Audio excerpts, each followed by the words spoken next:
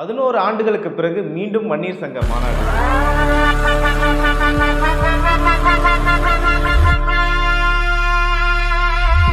அனைத்து தரப்பு மக்களையும் அழைக்கிறார் மருத்துவர் ராமதாஸ் மற்றும் அன்புமணி ராமதாஸ். ஐயா அவர்கள் அனைத்து சமுதாய மக்களும் அழைத்திருக்கின்றார். குறிப்பாக பட்டியலின சமுதாய மக்களே அதிக அளவிலே வாருங்கள், நாம் எல்லோரும் சகோதரர்கள்.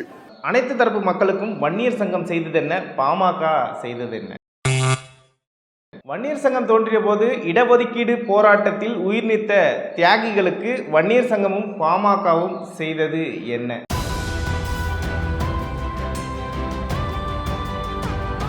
ஓபிசி, எஸ்சி இந்த மாதிரியான பிற்படுத்தப்பட்ட வகுப்புகளுக்கு வன்னியர் சங்கமும் பாமகவும் செய்தது என்ன?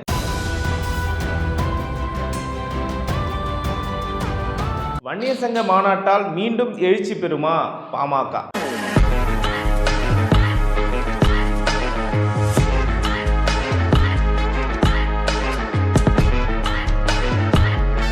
வன்னியர் சங்கத்தின் மீது வைக்கப்படும் குற்றச்சாட்டுக்கள் என்னென்ன, அதற்கான பதில்கள். இப்படிதான் இந்த வீடியோ முழுக்க வன்னியர் சங்க மாநாடுகளை பற்றியும் கடந்து வந்த பாதைகளை பற்றியும் முழுக்க பார்க்க போறோம்.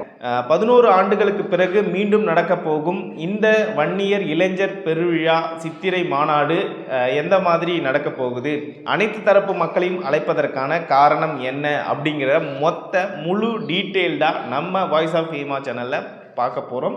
அதுக்கு முன்னாடி நீங்கள் ஃபேஸ்புக்கில் பார்த்துட்டு இருந்தீங்கன்னா கீழே லிங்க் இருக்கும், கிளிக் பண்ணி யூடியூப்ல போயிட்டு சப்ஸ்கிரைப் பண்ணிக்கங்க. யாரும் பேசாத விஷயங்களை தொடர்ந்து பேசும். மனத்திலே வணக்கம்.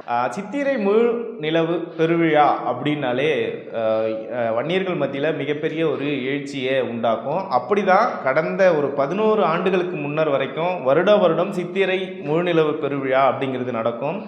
மாநாடு அப்படின்னாலே தமிழகத்தை பொறுத்த வரைக்கும் அது இந்த மாநாடாக தான் இருக்கும். இப்படிப்பட்ட ஒரு கூட்டம் ஒரு கடற்கரை, அதாவது மறைந்த முன்னாள் ஜெயலலிதா அம்மையார் அவர்களே சொல்லியிருக்காங்க, வங்கக்கடலா வன்னியர் கடலா அப்படின்னு சொல்லி ஒரு வாசகத்தையுமே கூட மென்ஷன் பண்ணியிருப்பாங்க. அந்த மகாபலிபுரம் மாநாடு அப்படிங்கிறது ஒரு மிகப்பெரிய ஒரு மாநாடு, ஒரு பேசு பொருளாக தொடர்ந்து நடந்துக்கிட்டே வரும். ஸோ இப்படி தான் இந்த வன்னியர்களுடைய மாநாடு நடந்தது. அப்போது மரக்காணத்தில் ஏற்பட்ட கலவரத்தின் காரணமாக அனுமதி மறுக்கப்பட்டு தொடர்ந்து நடக்காமலே இருந்தது. அது மட்டும் இல்லை, மகாபலிபுரத்தில் அந்த சிற்பங்களை எல்லாம் பாதுகாக்கணும், அந்த இடத்துல நாங்கள் தொல்லியல் துறை அனுமதி கொடுக்க முடியாதுன்னு சொல்லிட்டாங்க. ஆனாலும் கூட இந்த வருடம் 2025 சித்திரை முழுநிலவு பெருவிழா நடக்க இருக்கு. அதுலேயும் அவங்க பொதுவாக வைக்கக்கூடிய கோரிக்கைகள் என்னவா இருக்கு அப்படின்னா, சாதிவாரி கணக்கெடுப்பு எடுத்து அனைத்து தரப்பு மக்களுக்கும் அவங்கவுங்க விகிதாச்சார அடிப்படையில் இடஒதுக்கீடை வழங்கணும் அப்படின்றது தான் முதற் கோரிக்கையாக சொல்கிறாங்க. அது மட்டும் இல்லை, பின்தங்கிய இந்த வன்னியர் சமூகத்திற்கு வழங்கப்பட்ட அந்த 10.5 போதாது, சாதிவாரி கணக்கெடுப்பு எடுத்து அவங்களுக்கு உண்டான அந்த இடஒதுக்கீட்டை அளிக்கணும் அப்படிங்கிற ஒரு விஷயத்தையும் முன்வைக்கிறாங்க. மற்ற கட்சியில் இருக்கக்கூடிய வன்னியர்களையும் அழைக்கிறாங்க. அது மட்டும் இல்லாத மற்ற சாதியினர், அதாவது மற்ற வகுப்பினரையும் இந்த இடத்துல அழைக்கிறாங்க. ஏன்னா சாதிவாரி கணக்கெடுப்பு தான் நம்மளுடைய முதன்மை கோரிக்கை. இது ஒரு சமூக நீதிக்கான ஒரு மாநாடு அப்படின்றாங்க. வன்னியர் இளைஞர் பெருவிழாவாக இருந்தாலும் கூட இது ஒரு சமூக நீதிக்கான மாநாடு அப்படின்னு சொல்லி கூப்பிடுறாங்க. இப்போது இந்த மாநாட்டுக்கு முன்னாடி இருக்கக்கூடிய சவால்கள் என்னென்ன, இவங்க என்னென்ன சவால்களை எதிர்கொள்கிறாங்க அப்படின்னு பார்க்கும்போது, திமுக தரப்புல இருந்து கொடுக்கக்கூடிய சில அழுத்தங்கள், அது மட்டும் இல்லாத திமுக கூட்டணி கட்சிகளுடைய அழுத்தங்களும் கூட இந்த மாநாட்டை சீர்குலைப்பதற்கான சில வேலைகளை செய்கிறதா நாமளும் கேள்விப்படுறோம்.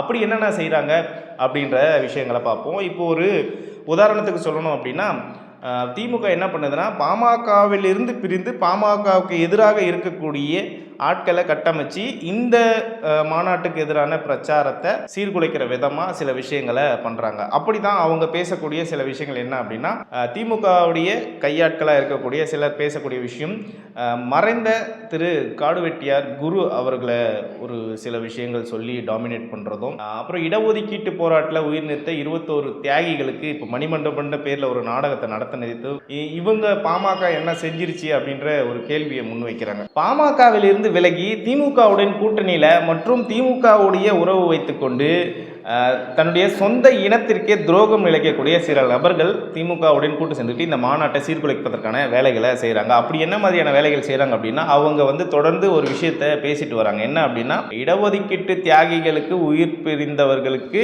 பாமக என்ன செஞ்சுது, வன்னியர் சங்கம் என்ன செஞ்சுது, இதுக்கான பதில் என்ன அப்படின்னு கேட்டிங்கன்னா, அன்றைய காலகட்டத்தில் இடஒதுக்கீட்டு போராட்டத்தில் உயிர் நீத்த தியாகிகளுக்கு தமிழக அரசால் 3 லட்சம் ரூபாய் நிதியை மருத்துவர் ஐயா அவர்கள் பெற்றுக் கொடுத்தார். அன்றைய காலகட்டத்தில் 3 லட்சம் ரூபாய் அப்படிங்கிறது இன்றைய தங்க மதிப்பு பிரகாரம் நம்ம போட்டோம் அப்படின்னா குறைஞ்சபட்சம் ஒரு 80 லட்சம் ரூபாய் மதிப்பு.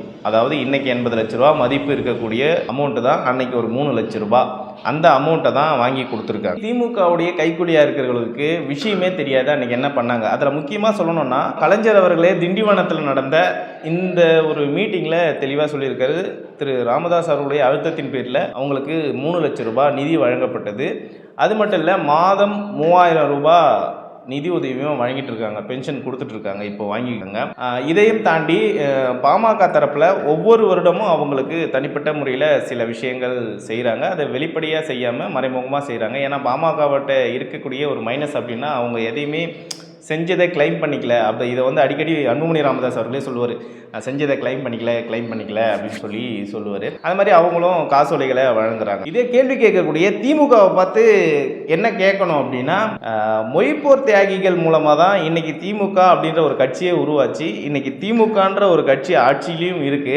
ஆனால் அந்த மொய்ப்போர் தியாகிகளுக்கு இவங்க என்ன நிதியை பெற்றுக் கொடுத்தாங்க அப்படின்னு கேட்டிங்கன்னா, இப்போ வரைக்கும் எந்த ரெக்கார்ட்ஸுமே கிடையாது, 0 தான். ஸோ எதுவுமே அவங்க வாங்கி கொடுக்கல. இந்த மாதாந்திர ஓய்வூதியம் மட்டும் கொடுத்துட்டு இருக்காங்க. அதாவது இப்போ நான் சொன்ன பென்ஷன் மாதிரி ஒரு 3000 ரூபாய் கொடுக்குறாங்க. அதில் குறிப்பிட்டு சொல்லணும்னா, ஒரு மாதத்துக்கு முன்னாடி மொய்ப்போர் தியாகிகளுக்கு வீரவணக்கம் செலுத்த வந்த அந்த குடும்பத்தை சேர்ந்த பெண்மணி வந்து உதயநிதி அவர்களிடம் கோரிக்கை வைக்கிறாங்க.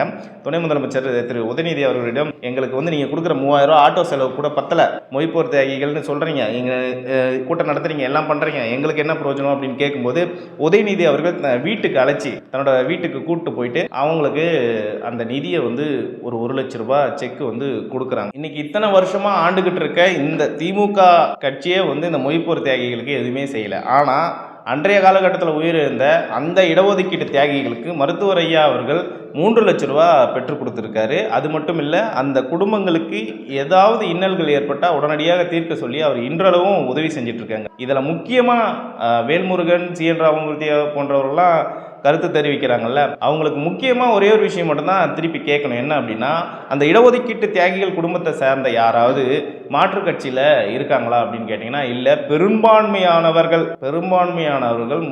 மொத்த பேருமே கூட சொல்லலாம், அவங்க எல்லாருமே இன்றளவும் மருத்துவர் ஐயாவிற்கு இயங்கக்கூடிய பாமகவில் தான் பயணிக்கிறார்.